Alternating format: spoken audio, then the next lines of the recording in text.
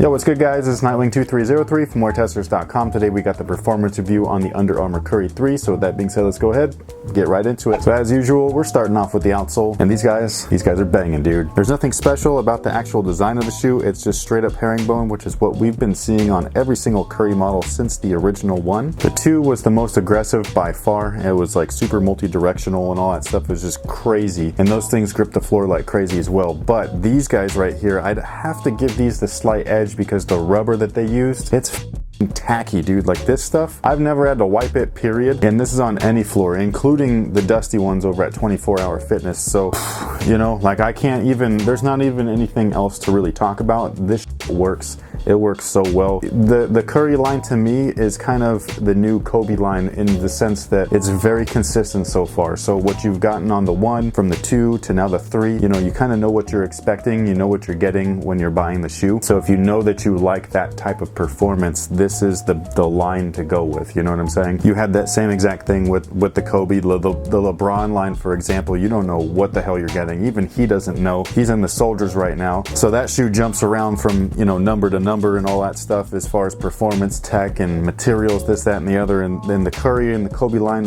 very, very streamlined. So you really know what you're getting when you're buying the shoe. And that's something that I personally really appreciate. It doesn't give me any hesitation or anything like that. As soon as I grab these, put them on, I know exactly what's going to happen, and I'm just able to go out there and hoop. If you wanted to play in these outdoors, the rubber feels very durable, so you know I wouldn't worry about it too much. Like I said, it's real tacky rubber, so it's like a nice thick feeling material. The grooves are real shallow, so keep that in mind. But if you're just looking at performance and not longevity, then I would recommend these for indoor or outdoor use, no problem. Now the cushion, once again, is charged foam, and most of you guys know it's not my personal favorite cushion. I really enjoy Micro G, and that's Under Armour's like bread and butter that they don't use.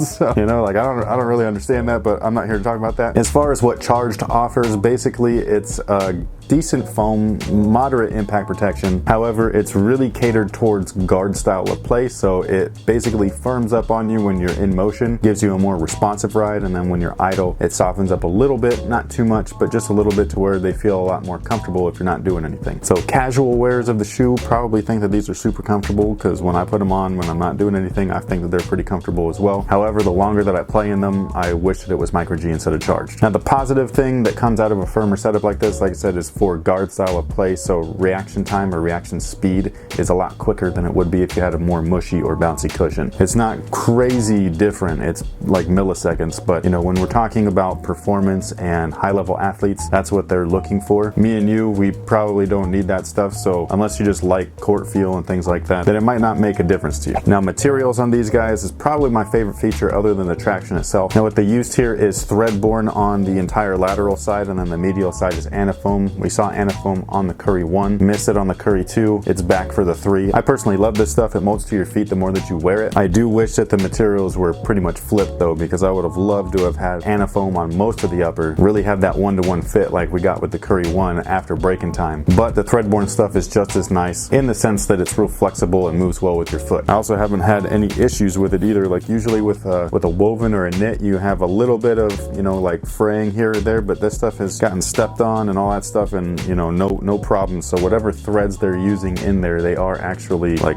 durable, which is great. And then to add to the durability, they added fuse overlays in high wear areas, mostly at the forefoot of the shoe for toe drags. The lateral side right here, because that's a stress zone, you put a lot of stress on that for lateral movements, especially for guards. And same thing with the lacing structure. That is right where like all of that strength and tension is from the laces, so you don't want that thread-borne stuff to rip. So they added fuse there just to kind of make it more durable. As far as their fit is concerned, I would really recommend trying them on, because I've basically seen everybody, like including my own friends, where they choose different sizes of the shoe. I personally went true to size. I think that they fit me perfectly, but some have said that they needed to go up half a size, some have even gone down half a size. So when that happens, just try the shoes on just to be safe. Otherwise, I would just, you know, recommend going true to size, as that's kind of like your normal go-to. I've worn the same size in all 3 Currys, and that's what I would go with here. If you are wide-footed though, I would probably recommend trying to go up half a size, just because they, like I said, fit me perfectly.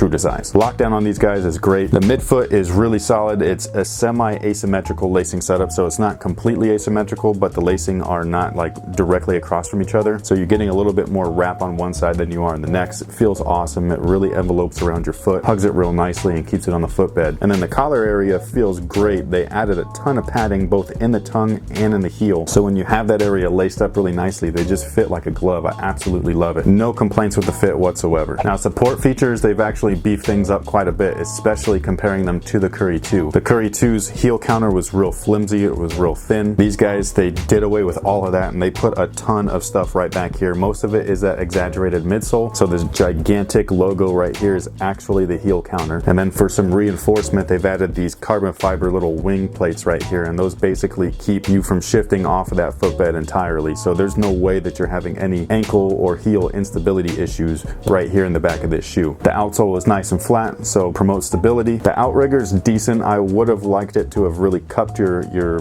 foot in just a little bit more, but for what it is, it's not too bad. And then there is also a carbon fiber shank right there for some torsional support. Everything else about the shoe really relies on the fit. So like I said, try them on if possible. Me personally, true to size works well, and they really are just awesome on court. So that pretty much takes care of it. A really great shoe in my opinion. The only thing that I don't like about them is the cushion, and that's just from a personal standpoint. A lot of guards are going to really enjoy these. Like if you like court feel and things like that, then this is going to be one of your go-to shoes. Materials and traction though, those are the best things on this sneaker for sure. Traction especially, like this was beast. So thank you guys for watching. Thanks for all your support. If you need any more information, I will leave a direct link in the description box below. It'll head you over to WearTesters where you can find their score, price, and weight, along with more of my thoughts that are all written out and everything. So if you don't like watching things, you could read. If you don't like reading, then you're screwed.